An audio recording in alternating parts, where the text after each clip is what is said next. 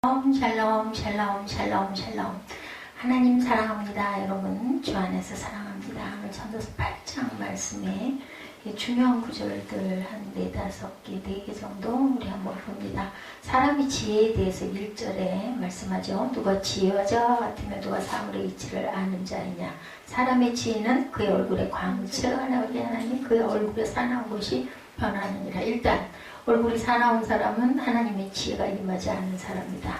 우리 화낼 때 얼굴이 같이 보기 싫죠. 하나님 지혜가 아닌 거죠. 사람의 지혜에 대해서 시편 111편 10절에도 증거하고 잠언 9장에도 증거합니다.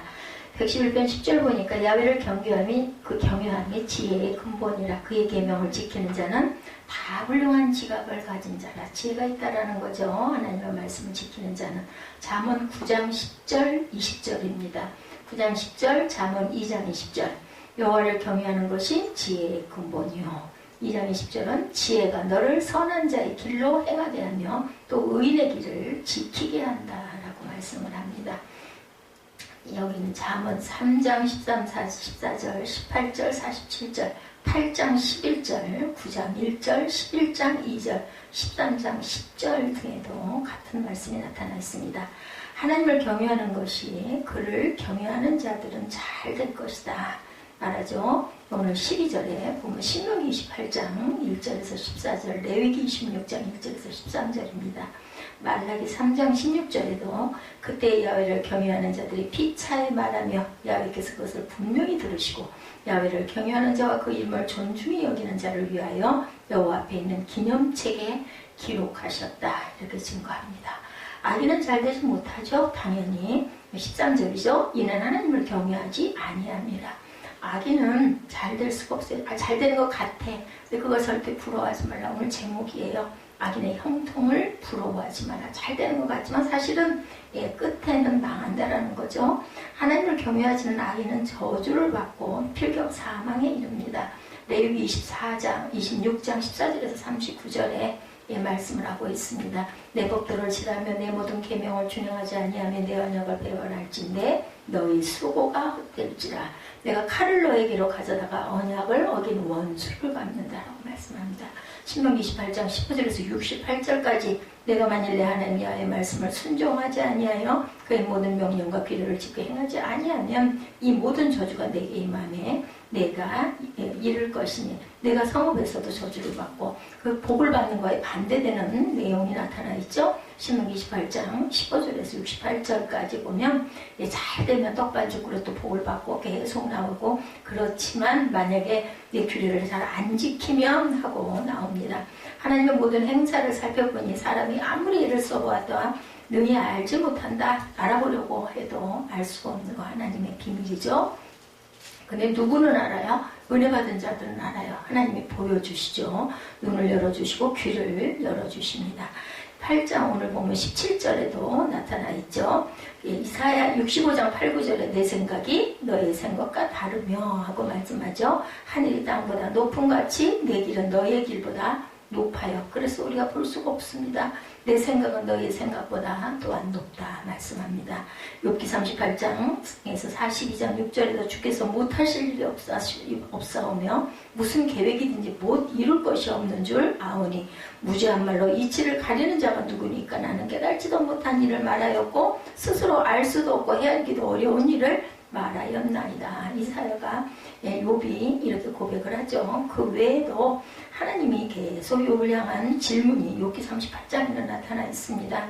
4절에서 7절 내가 땅에 기초를 놓을 때 내가 어디 있었니? 8절에서 11절 바다가 그 모태에서 터져나올 때 문으로 그것을 가둔 자가 누구니? 12절에서 15절에 욥기 38장에 보면 이렇게 물어보셔요.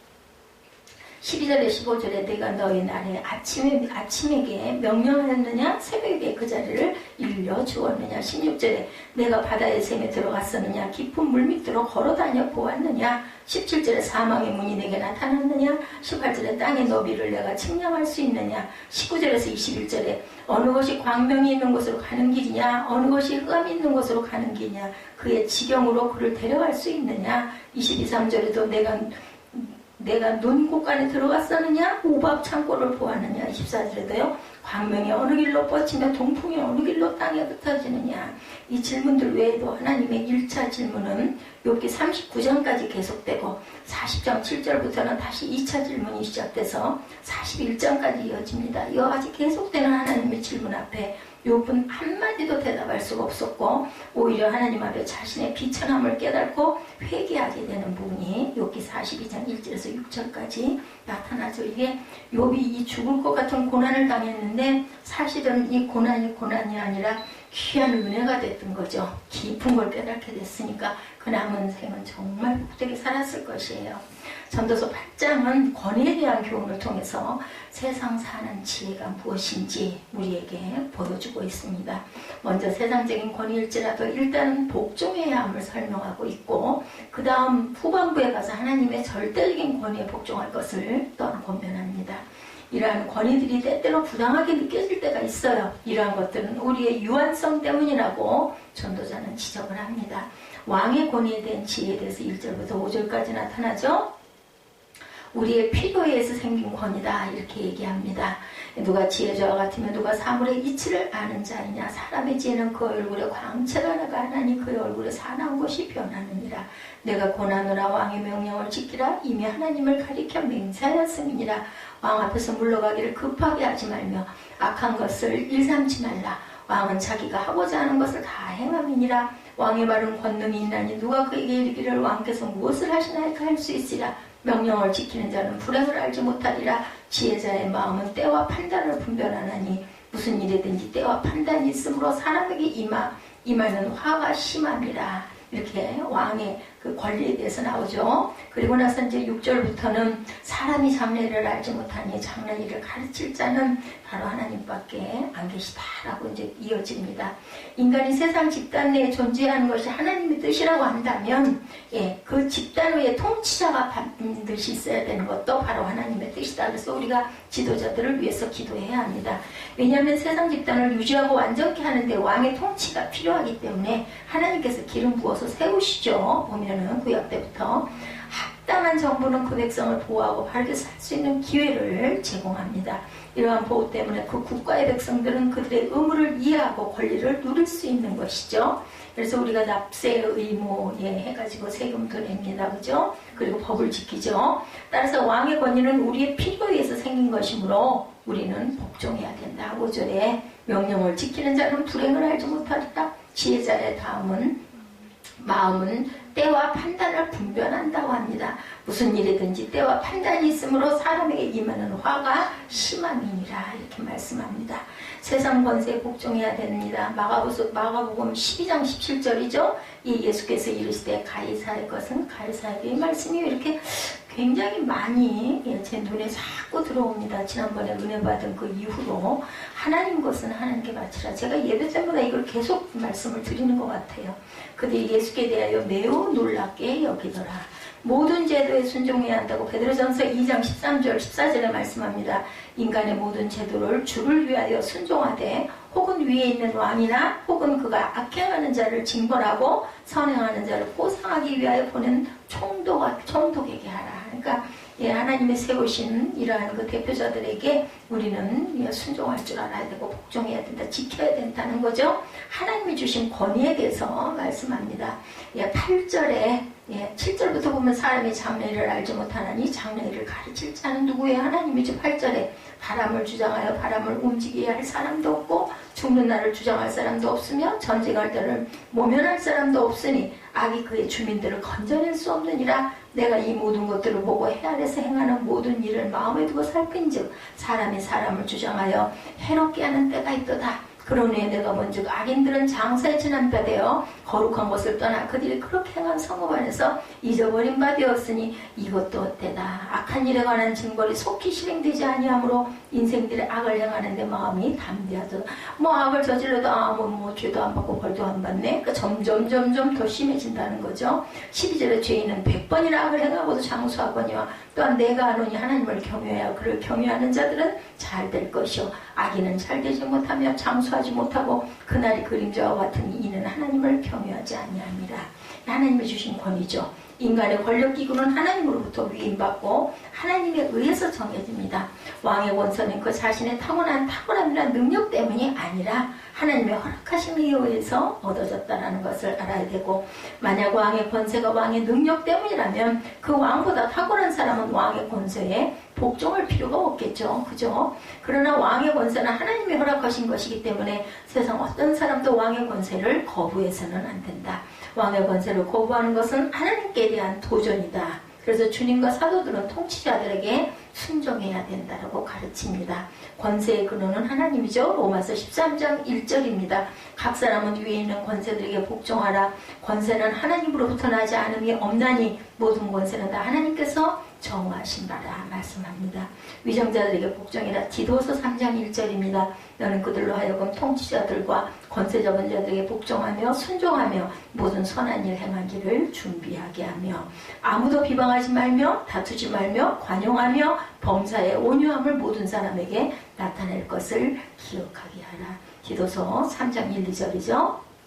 그래서 왕이 권위에 대한 지혜자의 판단이 쭉 나타나죠. 왕의 면전에서 항상 조심스럽게 행동하며 신중하게 생각하는 것이 바로 지혜다. 그러나 지혜자는 왕의 명령을 단순하게 복종하지는 않는다. 순종하는 것이 안전한 길이지만 불의한 명령에 대해서는 순종하면 안 되죠. 그것은 양심을 속이는 것이다. 따라서 지혜자는 왕의 명령을 하나님의 뜻에 비추어서 판단한다. 지혜자는 다니엘이 그랬던 것처럼 왕의 명령에 거부해야 할 경우도 있다. 지혜로운 사람은 안전한 길만 선택하는 것이 아니라 의로운 길을 선택한다. 하나님을 거역하는 권세에 대해서 다니엘이 말합니다. 5장 22, 3절이죠. 벨사살이여, 왕은 그의 아들이 되어서 이것을 다 알고도 아직도 마음을 낮추지 아니하고 도리어 자신을 하늘의 주제보다 높이며 그의 성전 그릇을 왕 앞으로 가져다가 왕과 귀족들과 왕후들과 후궁들이 다 그것으로 술을 마시고, 왕이 또 보지도 듣지도 알지도 못하는 금은구리 쇠화나무 돌로 만든 신상들을 찬양하고 도리어 왕의 호흡을 주장하시고 왕의 모든 길을 작정하시는 하나님께는 영광을 돌리지 아니한지라. 죽죠. 결국은 권세의 해악에 대해서 시편 2편 2절입니다. 세상의 군왕들이 나서며 관원들이 서로 꾀하여 야훼와 그의 기름 부음 받은 자를 대적했다라고 말합니다. 대적해서 결국은 사망하죠. 하나님의 권위에 대한 지혜에 대해서 말합니다. 하나님의 섭리를 바라보는 지혜를 가져야 된다. 자연과 인간에 대한 하나님의 통치는 불가사의하고 불변적인 힘에 의해 진행이 됩니다. 따라서 하나님의 통치를 알지 못하는 우리는 막연한 불안감을 가지고 있죠. 그러나 하나님의 통치에 대한 몇 가지 법칙을 이해하는 지혜를 가진다면 우리도 즐거운 마음으로 하나님의 권위에 순종할 수가 있다. 먼저 하나님의 통치는 어떤 목적을 가지고 있는가? 하나님께서는 절대적인 지식으로 일하시지 불완전한 생각으로는 절대 일하시지 않는다.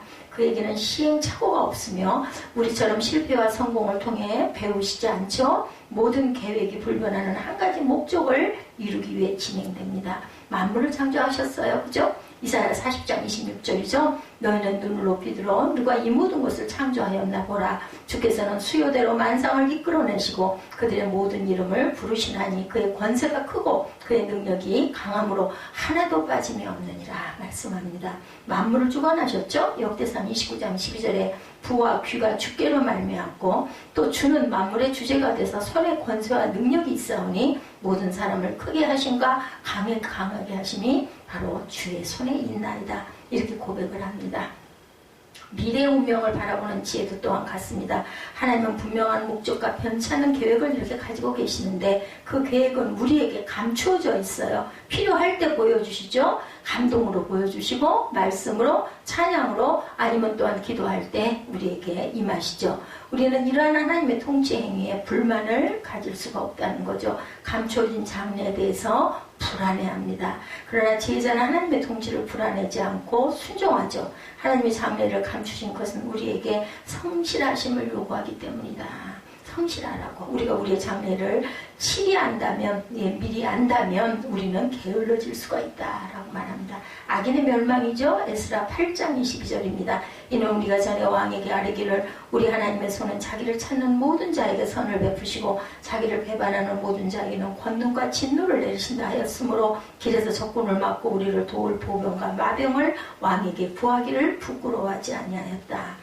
그래서 우리는 인내하는 지혜를 가져야 되는데 하나님의 통치에는 정한 목적이 있고 불변하는 어떤 계획이 있음을 아는 사람은 감추어진 장래를 인내한다. 우둔한 사람은 자신의 장래를 변경하려고 발버둥 칩니다. 근데 안 돼요. 그죠? 예, 그것을 뭐라고 말해요? 하나님이 하셔야지. 사람이 할 수 있는 건 한계가 있다 이런 말을 합니다. 그러나 지혜로운 사람은 하나님의 시간을 거스르기보다는 시간이 다가오기를 기다립니다. 근데 중요한 건 하나님의 때와 우리의 때가 너무너무 다르고 오차가 커요. 우리가 살아 숨쉬는 것은 하나님의 손에 달려 있습니다. 그 어떤 사람도 그 정해진 시간을 초월해서 살아가지를 못하죠. 하나님의 권위에 대한 복종이 인내로부터 시작된다. 아니 안 참으면 어쩔 거예요. 그죠? 참아야 돼요. 막 벌버둥치고 버리적거려봐야 힘만 빠집니다. 결국은 그러다가 기절하잖아요. 여러분들 지금은 그런 게 별로 없는데 예전에는 닭을 직접 잡아줬어요. 그래가지고 통에다 넣어가지고 털을 다 뽑고 이렇게 하는데 정말 그거 보면 너무나 안타까워요. 이렇게 보면 참 그걸 이러면서도 꼭 고기를 우리가 먹어야 되나? 근데 뭐 닭뿐이에요. 소도 마찬가지고 돼지도 마찬가지죠. 불가한 하나님의 섭리 욥기 26장 14절 그런 걸 보면 양은 어때요? 정말 소리도 내지 않고 그렇게 가만히 있다 그러죠. 털을 깎을 때도 그렇고 보라 이런 것들은 그의 행사의 판단일 뿐이요. 우리가 그에게서 들은 것도 속삭이는 소리뿐이니 그의 큰 능력으로 우레소리를 누가 능히 헤아리겠느냐. 욥이 이렇게 귀한 걸 굉장히 많이 깨달았어요. 그 고난을 통해서. 인간 지혜의 한계 그래도 죽게 하지는 않죠. 왜? 하나님의 손 안에 있으니까. 죽어도 12번도 100번도 저는 100번도 더 죽었을 것 같아요. 욥 같으면 실제 당해보지도 않았지만 상상만 해봐도 인간지혜의 한계라고 전도서 3장 11절에 하나님의 모든 것을 지으실 때 때를 따라 아름답게 하시고 저는 이 말씀이 너무 좋아요. 그래서 오늘도 묵상에다 넣었는데 또 사람에게는 영혼을 사모하는 마음을 주셨습니다. 그러나 하나님의 하시는 일의 시종을 사람으로 측량할 수 없게 하셨어요.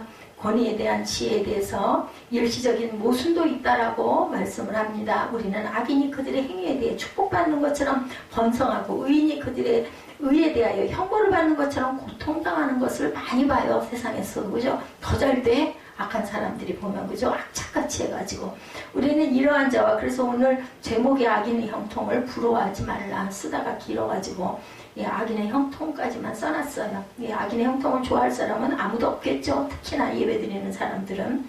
우리는 이러한 의와 불의에 대한 혼란이 모순된 권위부터 나옴을 목격을 합니다. 그리고 불의한 권세자의 부당한 횡포에 대해서 또한 절망하죠. 지금도 우리가 절망을 합니다.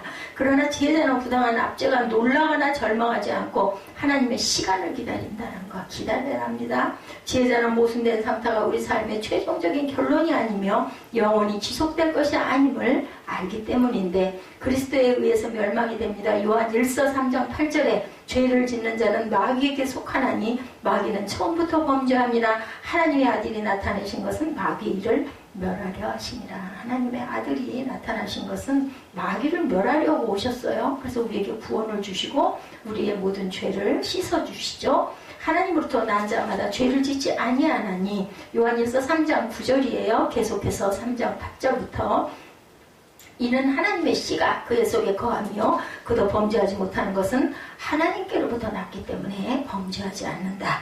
그리스도의 재림 때에 심판을 받는다 그러죠. 데살로니가 후서 2장 8, 9절입니다. 그때 불법한 자가 나타나리니 주 예수께서 그 입의 기운으로 그를 죽이시고 강림하여 나타나심으로 패하시리라. 악한 자의 나타남은 사단의 활동을 따라 모든 능력과 표적과 거짓 기적과 불의의 모든 속임으로 멸망하는 자들에게 있으리니 이는 우리에게 무엇을 그들의 진리의 사랑을 받지 아니하여 구원함을 받지 못하리라고 말씀합니다. 모순 속에 남아있는 축복이 있어요. 권위의 모순으로 인하여 인생이 무질서한 상태가 될 때 우리는 당혹감을 느끼고 낭망하죠. 그러나 지혜자는 이러한 절망적인 인생의 모습 속에서 낙심만 하고 있지는 않다. 도리어 낙심되는 인생 속에 현재가 누릴 수 있는 축복들을 발견합니다.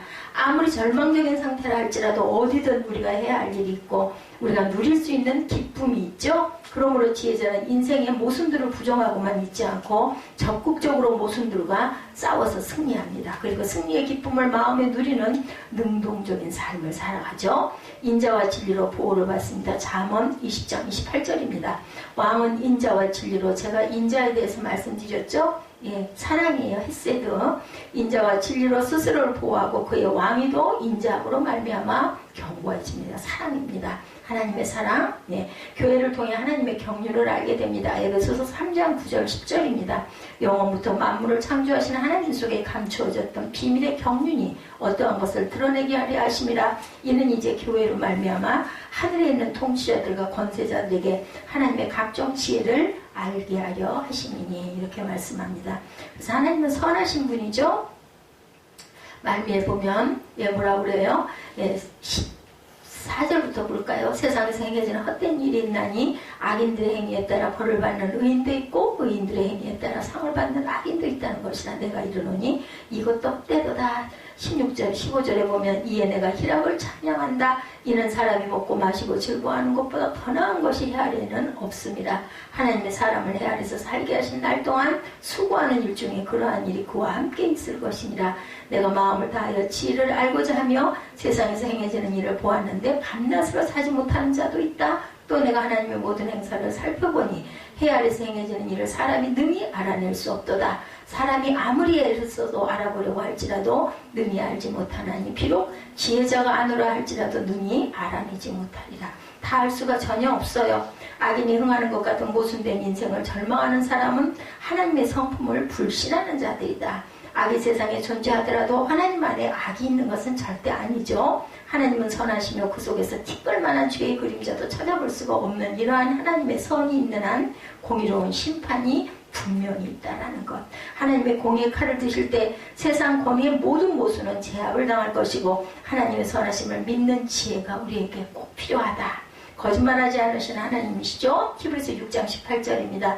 이는 하나님이 거짓말을 하실 수 없는 이 두 가지 변하지 못할 사실로 말미암아 앞에 있는 소망을 얻으려고 그 피난처를 찾는 우리에게 큰 안위를 받게 하십니다. 하나님의 보호가 시편 31편 23절에 너희 모든 성도들아 여호와를 사랑하라. 여호와께서 진실한 자를 보호하시고 교만하게 행하는 자에게 엄중히 갚으신다. 이렇게 말씀합니다. 하나님의 보호가 시편 31편 23절에서 말씀하죠. 너희 모든 성도들아 야훼를 사랑하라. 야훼께서 진실한 자를 보호하시고 교만하게 행하는 자에게 갚아주시는데, 일반적으로 예수를 믿으면 잘되고 형통하게 될 것으로 믿고 기대합니다. 동시에 불신자는 하나님의 심판을 받을 것이고 결국은 망하게 된다고 생각을 하는데, 하나님의 뜻대로 사는 착한 사람들은 못 살고, 아까 얘기하죠. 오히려 악한 사람들이 잘 사는 불의한 현실은 하나님의 말씀대로 살아가고자 하는 성도라면 한 번쯤 어떻게 돼요? 낙심하죠. 그리고 그것을 경험하고 굉장한 낭망에 빠질 때가 많습니다. 신앙의 어려운 문제에 봉착을 합니다. 그 분심을 품게 되죠. 합리적인 이성을 가지고 생각하면 요즘과 같은 세상에서 하나님의 말씀대로 정직하게 성실하게 올바른 마음으로 살아가는 것이 손해나는 것 같고 바보짓 하는 것 같이 여겨질 때가 많아요. 성도들이 감동하는 가장 흔한 문제, 갈등하는 가장 흔한 문제 중에 하나가 바로 주일날 장사를 할 것인가 말 것인가, 한참 이런 얘기 많았었죠, 그전에. 그러나 합리적인 눈이 아닌 영적인 눈으로 우리가 세상을 바라봐야 하는데, 예수 안 믿는 사람도 잘만 살더라. 맞아요. 그런 사람들 많아요. 교회 11조 헌금 제대로 안 내고 주일 성수하지 않는 사람이 장사도 잘 되고 사업도 번창하더라.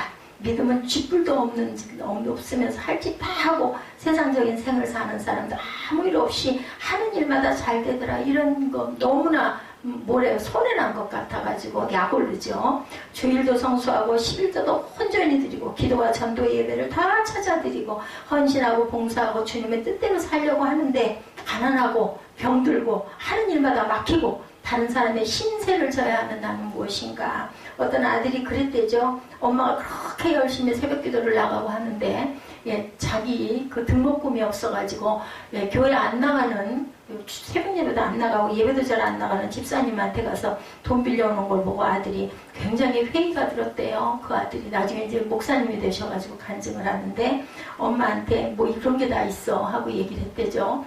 어머니가 새벽마다 교회를 나가서 새벽 기도를 나가서 울고 다니시더니 어느 날인가부터 새벽 기도를 안 나가시더래요. 엄마 왜 새벽 기도 안 갈까? 이 아들이 굉장히 궁금하기는 했던 거, 이상하다. 왜 우리 엄마는 예배도 잘 드리고 하나님도 잘 믿는데 맨날 저 저 집사님한테 가서 돈 빌리러 다니고 가서 일해주고 다니고 고개 숙이고 다니고 하나, 이게 너무나 마음에 억울하게 생각이 든 거예요. 엄마 왜 새벽기도 안 가세요? 그러니까 그냥 집에서 기도하란다 이렇게 얘기를 하시더래죠. 한동안 한 일주일쯤 집에서 울면서 기도하시더니 나중에 다시 또 교회로 가시더라죠. 왜 교회를 떠나가세요? 했더니 집에서는 기도가 안 되는구나. 그러고는 교회 가셔서 그렇게 몽롱하고 그렇대요. 남보기에도 너무 창피하고 되는 일도 없고 가난해서 헤어나지를 못하고 맨날 배 굶고 살고 결국은 그러다 돌아가셨대죠. 어머니가.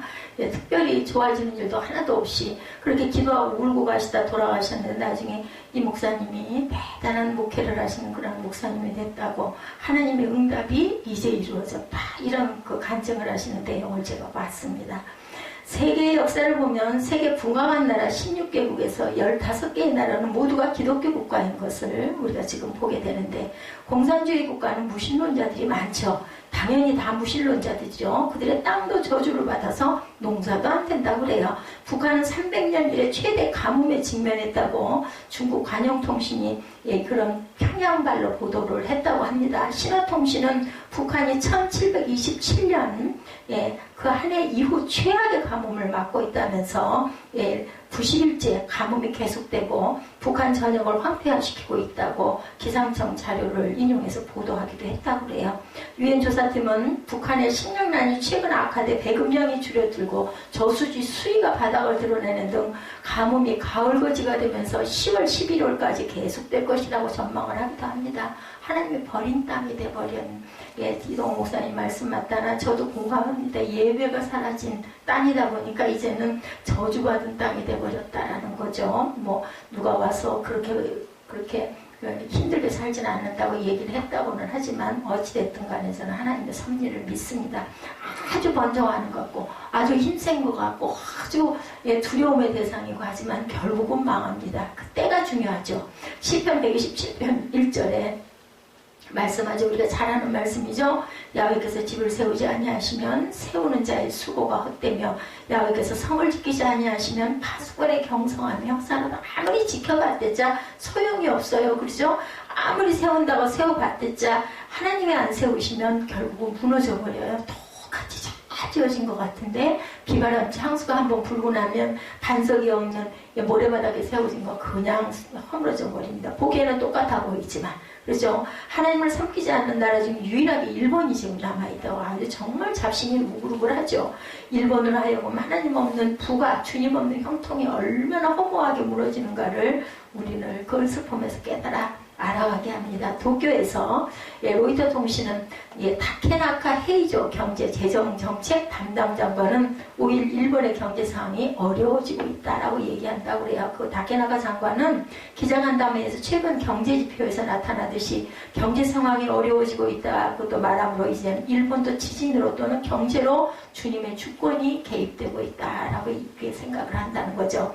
악인은 하나님 없이 사는 사람들이고 의인은 주님을 믿고 순종하면서 사는 사람들이죠. 세상에서는 때때로 악인이 잘 되는 것 같이 보일 때가 있어요. 그러나 악인의 결국을 보면 의인의 최종을 보면서 하나님의 공평하심을 우리가 깨달아 알게 되는데, 전도서 7장 15절입니다. 내가 내 헛된 날에 이 모든 일을 본즉 자기의 의로운 중에서 멸망하는 의인이 있고 자기의 악행 중에서 장수하는 악인이 있다 라고 말하죠. 오늘 8장하고 비슷한 말씀이죠. 전도서 7장 16절이죠. 그 다음 절, 지나치게 의인이 되지 말며 지나치게 지혜자도 되지 말라. 어찌하여 스스로 패망케 하겠느냐. 내버려 두시는 하나님, 8장으로 11절이죠. 악한 일의 징벌이 속히 실행되지 않으므로 인생들이 악을 행하기에 마음이 담대하도다. 하나님의 어느 한계까지 참으시다가 이제는 버려두셔요. 그래서 이 버려두는 게 좋은 게 아니에요. 절대로 간섭이 있어야 해요.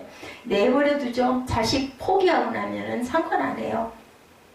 이제 내 손으로 어쩔 수가 없다 싶으면 그냥 둘 수밖에 없어요. 내 마음대로 해라. 하나님도 그냥 두신다는 거죠. 악한 행동을 해도 징계가 속히 시행되지 않습니다. 그러므로 하나님이 어디 계시느냐, 무슨 징계가 있느냐 하면서 더욱 악을 점점 담대해진다. 정욕대로 더러우면 내버려 둡니다. 로마서 1장 24절이죠. 그러므로 하나님께서 저희의 마음의 정욕대로 더러움에 내버려 두사 저희 몸을 서로 욕되게 하셨으니 예, 마음이 담대하도다 말합니다. 부끄러운 욕심에 내어버 듭니다. 로마서 1장 26절이죠.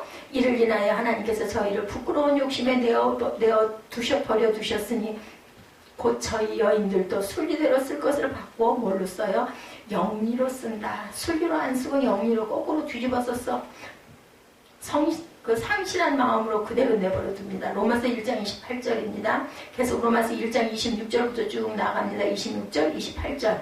또한 저희가 마음에 하나님 두기를 싫어하네. 하나님께서 저희를 그 상실한 마음대로 내어버려서 합당하지 못한 일을 하게 하셨다. That's mind and to improve. 컨덕트 이렇게 나타나 있어요. 합당하지 못한 일을 하게 하셨다. 그래서 또한 저희가 마음에 하나님을 싫어했다. 로마서 1장 18절에 그 상실한 마음대로 내버려 두사 합당하지 못한 일을 하게 행하셨다. 여러분 중에 가끔 불신자들이 불의한 방법으로 재산을 모으고 잘 사는 것을 보고 하나님의 공의를 의심하는 경우가 많습니다. 어째서 하나님은 우리같이 주의를 잘 지키고 진실하게 사는 자들에게는 축복하지 않고 저렇게 불의한 사람을 잘 살게 하실까? 의문이 생기죠? 마태복음 13장 28절에도 보면 종이 주인에게 말하기를 밭의 곡식보다 더 큰 저 가라지를 뽑으렵니까? 하니까 주인이 종에게 추수 때까지 내버려 둬라라고 말해요. 예, 불의한 자들이 불의한 방법으로 잘 사는 이유는 하나님의 공의에 문제가 있어서가 아니고 마음에 하나님 두기를 싫어하며 그 상실한 마음대로 내버려 두심으로 점점 멸망의 구렁텅이로 빠진다. 자녀들이 부모의 간섭을 싫어하지만 부모가 그 자녀의 간섭을 포기할 때 그 자녀는 그 시간부터 자유자가 된 것 같지만 그 시간부터 방탕한 길로 치달려가는 멸망의 시간이 된다는 것. 아름다운 화단을 어떻게 망쳐버리겠는가? 발로 밟아버릴까? 아니면 꽃나무를 꺾어버릴까? 아니면 흙으로 덮어버릴까? 망쳐버리는 것은 쉬워요. 그죠? 가만히 내버려 두어라입니다. 꽃밭을 망치는 방법은 힘들여 밟을 필요도 없고 손으로 꺾을 필요도 없고 흙으로 덮을 필요도 없이 내버려 두면 잡초가 무성해지고 들쥐가 모여들어서 구덩이를 파고 스스로 망해져서 아주 망한 땅이 돼버리죠. 내가 만약 죄를 지어도 하나님의 간섭이 없으시다면 기뻐할 것이 아니라 하나님이 왜 나에게 관심이 없으신지 깊이 우리가 생각해 봐야 됩니다. 저와 여러분이 상실한 마음대로 살 때 하나님께서 사사건건 간섭하는 성도가 있을까? 하나님이 지금 사랑하시는 증거인 줄 우리가 믿어야 합니다. 어거스틴은 인간이 죄를 짓는 것도 은혜다라고 말을 했다고 그래요. 하나님이 참아주셨으니 죄를 짓고 살아있다는 거죠. 하나님이 안 참으시면 우리는 살아있을 사람 한 사람도 없습니다. 도둑질할 때 하나님이 징계하셨다면 대도가 되지 않지요. 하나님은 개입하지 않는 사람이 있는데 바로 이방인들이죠. 이스라엘 백성들이 우상을 섬기고 하나님을 거역하고 불순종하면 하나님은 즉시 개입하셨어요.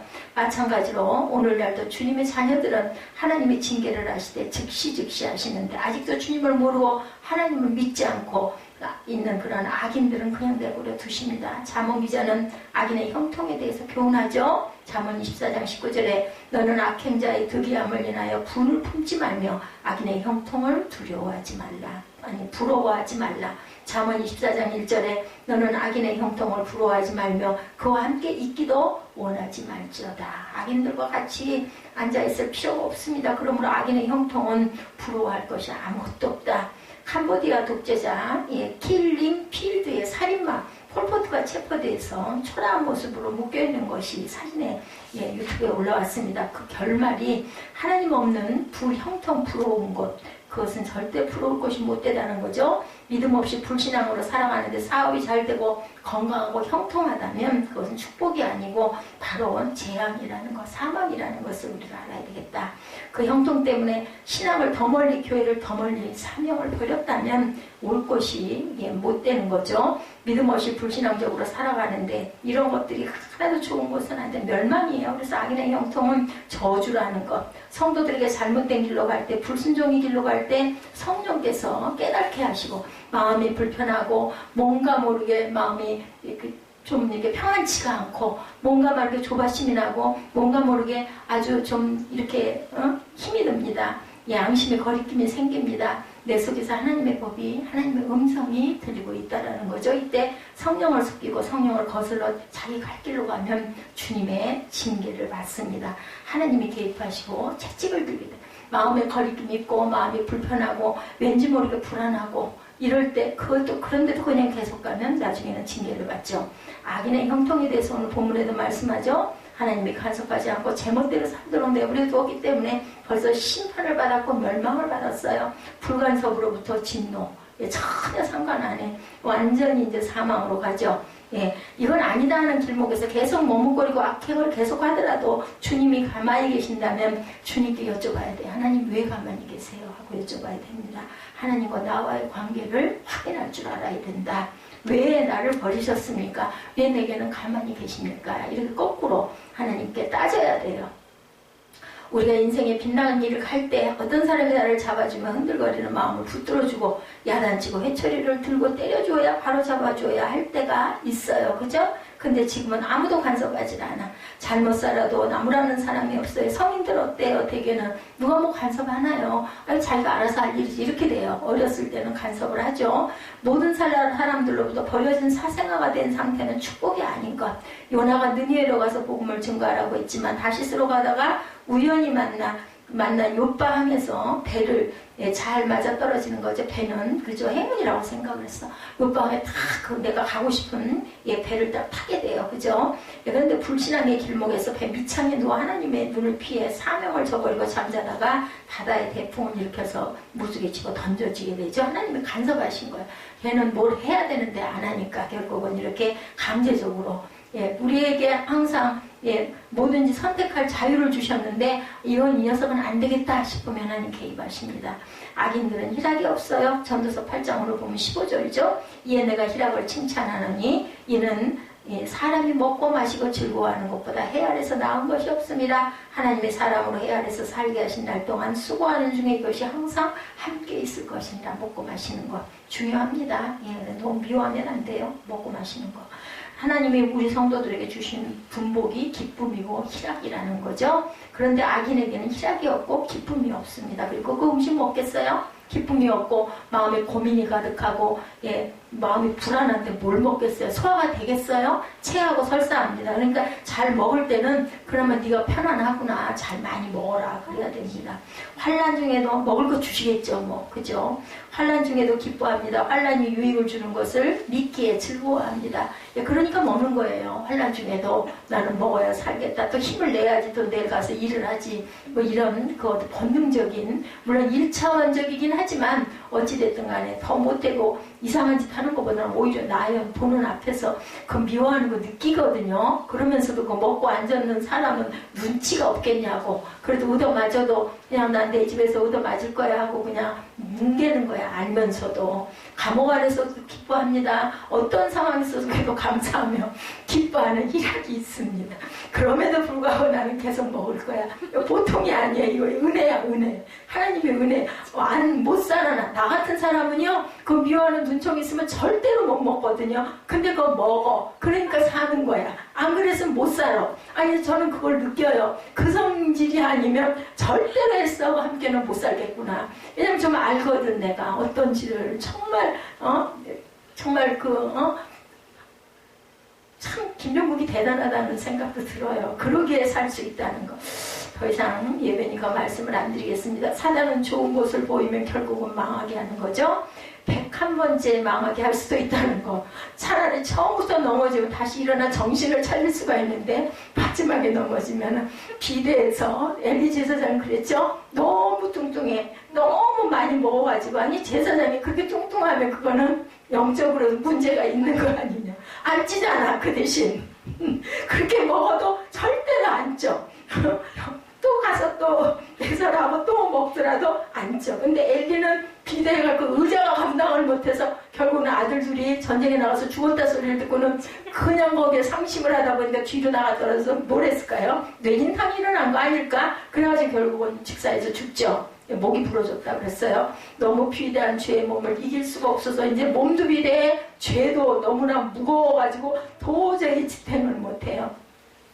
그래서 한보그룹이 뿌리채 뽑혀버리게 되기도 했다고 그러죠. 예, 전 뭐 정치 이런 뭐 기업에 대해서 잘 모르지만 안식이 없어. 안식 없으면 절대 소화 안 돼. 체해. 그리고 설사해. 그렇기 때문에 잘 먹는 것도 감사해야 됩니다. 저렇게 잘 먹고 그나마 내가 이렇게 미워해도 나를 안 미워하는 저 남편 주셔서 감사합니다. 우리가 감사해야 합니다. 이렇게 감사 제목은 정말 찾아보면 수도 없이 많아요. 내가 마음을 다하여 지혜를 알고자 하며 세상에 사는 노고를 보고자 하는 동시에 밤낮으로 자지 못하는 자도 있다고 합니다. 안식이 없어. 못 자. 그죠? 뭐 전두환 대통령 그 부인 이순자 여사가 재임 시에 잠을 이루지 못했다고 뭐 그런 게 나타나 있대요. 퇴임의 결과를 내다보면 잠이 오지 않는다. 그렇겠죠. 너무 죄를 많이 지어서. 그런데 양심이 있는 거야. 내 나중에 어떻게 살지? 잠 못 잘 것 같아. 아니 우리 염려가 있으면 안 그래요. 그죠? 하나님은 사랑하는 자에게 달콤한 휴식을 주시고 잠을 주신다라는 거, 쉼을 주신다라는 거, 안식을 주신다. 아주 귀합니다. 저도 잠이 안 와가 잠을 못 잘 때는요, 아무것도 귀에 안 들어와요. 눈을 감고 있어도 눈이 아파. 그죠? 전도서 2장 23절에 일평생에 근심하며 수고하는 것이 슬픔뿐이라 그 마음이 밤에도 쉬지 못하느니 이것도 어때도 얼마나 괴롭겠어요. 전도서 5장 12절에도 예, 노동자는 먹을 것이 많든지 적든지 잠을 달게 자거니와 부자는 배부름으로 자지 못하느니라. 근데 노동자가 낫다는 거예요. 루터는 종교개혁을 하면서 성경 공부를 성공여부를 놓고 염려를 했다고 합니다. 하나님이